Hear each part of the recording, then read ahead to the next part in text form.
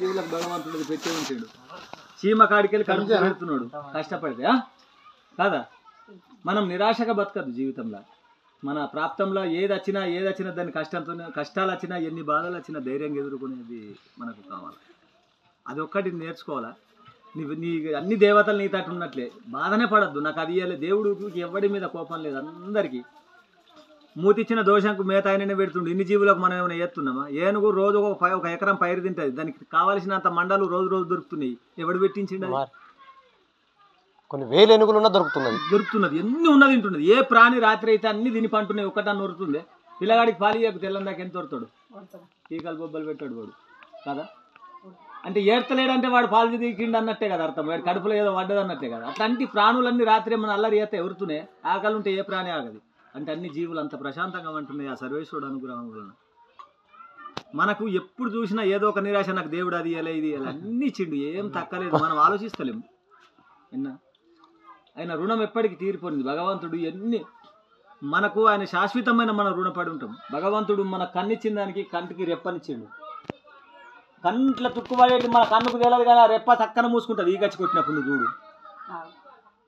రేపు వీడికి బాధ అవుతుందని ఎంత నియతితో సృష్టి చేసిండు భగవంతుడు నీ అవయవాలని. నీకు ఎన్ని లక్షలు ఇస్తావు ఒక ఆర్టుకు 24 hours లబ్ డబ్ ఇప్పుడు డమ్మరకం వాయిస్తూ నడుతుంటుంది. దానికి ఏం కడుతున్నావు? ఎంత ఫీజు ఇస్తావు నువ్వు? శ్వాస రోజు ఒక ఆరోగ్యం మంచిగా లేకపోతే కరోనా టైంలో రోజుకు ₹1,00,00,000 పెట్టిన వాళ్ళు ఉన్నారు ఆక్సిజన్ తో. నేచురల్ గా భగవంతుడు నీకు గాలిని ఇచ్చిండు. ఆయనకి ఏమైనా టెక్స్ కడుతున్నావా? మనకు టైంకు అరనిచ్చి ఆకలిని ముట్టిస్తున్నాడు. రోజు అన్నం తింటే అరుగుతున్నది. పొద్దుగల రాత్రికి పండుకుంటే తెలవుతున్నావు. మబ్బున నీకు ఏది గుర్తుండదు. మబ్బున కనెక్షన్ అయితేనే పొద్దుగాల మనకు తేలవాలి. కానీ ఏమైనా పైసలు కట్టినామా? మబ్బున తేలవుతుంది. మళ్ళీ రాత్రికి పండుకుంటున్నావా? నిద్ర వస్తుంది ఎంత హాయిగా. మళ్ళా ఆ నిద్రకి ఏమైనా కడుతున్నావా? నిద్ర లేకపోతే మానవ జీవితం ఎట్లా బతమా? ఇవన్నీ ఎవరు చేసిర్రు? సృష్టికర్త పరమాత్ముడు. మనం పుట్టినాడు అన్ని చెడు. ఏది బాధపడేది లేదు. ప్రశాంతంగా బతకడానికి నేర్చుకోవాలి. ఫస్ట్ సుఖపడాలా. సుఖం అంటే మనశ్శాంతే సుఖం అవ్వ.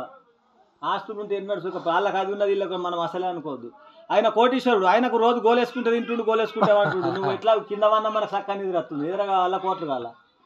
నిద్ర ఆయనకు పెద్దది సక్కర ఫ్యాక్టరీ ఉన్నది. రోగం పడైంది. ఆ నిద్రకు కూడా గోలేసుకుంటారు వాళ్ళు. రాత్రి పొద్దుగాల గోలేసుకుంటే తింటుండు. పొద్దుకి గోలేసుకుంటే అంటుండు. లేకపోతే గోలేసుకోకపోతే ఆయనకు నిద్ర రాదు. అంటే సుఖం ఉన్నదా? లేదు. చెప్పు. ఆ నిద్రకు కూడా గోలేసిన చూడు జీవితం.